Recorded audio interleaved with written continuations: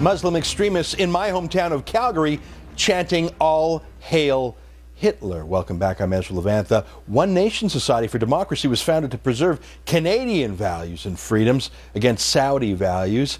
It's a grassroots organization with the goal of informing Canadians about values that make us Canadian. They are different than Hamas values. The Society is hosting an event next week on the spike of anti-Semitism in Europe, and it's true the global demonization of the Jewish people is increasing at a terrifying pace. Columnist with the Times of London, Melanie Phillips, will be speaking at the event in Calgary, and she joins us now with more. What a pleasure to have you on this side of the Atlantic. Now, what we just showed there was from my hometown.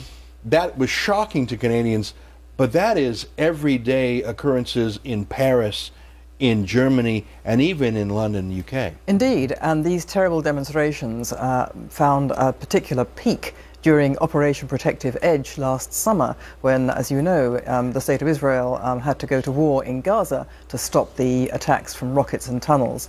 And it is extremely disturbing because, on two counts, first of all, we have this terrible nexus of Islamic extremism on our streets. But the even more disturbing thing is that the people who join these demonstrations are Western liberals, non-Islamic liberals. And the extraordinary thing is that these liberals who are committed to human rights, to gay rights, to women's rights, are marching side by side with people who not only hate Jews and want to murder Jews and want to wipe them out and want to wipe out the State of Israel, but would support and do support the murder of gay people, the stoning of women, and the execution of dissidents. And this is the extraordinary situation that we're facing in many places in the West. I wonder if the people leading and organizing the rallies, if they were white neo-Nazis of the old style, maybe with a German accent, I wonder if they could get away with it, or if the hue of their skin and their Arabic accent is enough to shut up liberal critics of anti-Semitism. It appears to be so. I think that's absolutely right. For many Western liberals, Nazism, fascism, tyranny and anti-Semitism are confined to the right, by which unfortunately they mean anyone who's not the left, which is another discussion. And in the West we have become paralyzed, have we not, by what started as a very understandable and good motive to give minorities equal rights, to give them status, to give them respect. But we allowed that to become a paralysis of political correctness, as it's called, multiculturalist political correctness, and particularly Islamophobia, this terrible catch-all phrase in which any legitimate and necessary criticism of Islamic extremism is demonized as a phobia, as an irrational prejudice and a form of bigotry, a demonization intended solely to shut down necessary debate. I think it's important to point out that these protests, while they're nominally for Palestine, for Gaza, they're not really. I think the true essence of them is anti-Semitism, anti-Israelism. And the reason I say that is we see slaughters of Arabs every day by the Islamic State. Yes. Or heck, just a week ago, Egypt killed 33 Hamas terrorists. They had 33 Egyptian soldiers killed by Hamas terrorists, and they shut down. So when Arabs kill Arabs, there are no protests in the streets of London or Calgary. Absolutely, and that's part of the whole multicultural paralysis, in which the doctrine is that if you are a third world people or an ethnic minority, you are basically powerless. You are basically the victim of the capitalist West, and therefore you can do no wrong.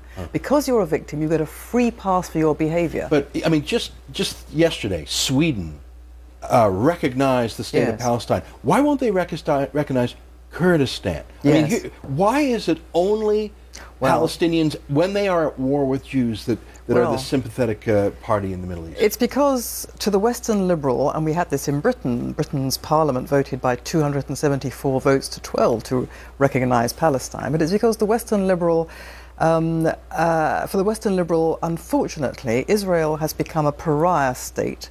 I mean, this is extraordinary. Israel is the one country in the whole of the Middle East region where Muslims have freedom and freedom to worship and freedom from tyranny.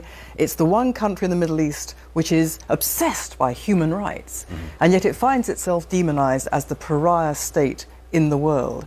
And you're quite right, anti-Semitism is at the root of this, and this is another thing one can't mention.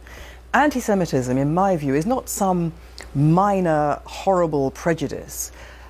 It is the main driver in the Arab and Muslim world against the State of Israel, because it is a driver against the Jewish people. If you look at the propaganda, the hatred that pours out of the Arab and Muslim world day by day, it's not just about Israel and the need to destroy Israel. It's about Jews. It's about the fact that they believe in the travesty of the protocols of the elders of Zion, this demented conspiracy theory that Jews want to rule the world, which was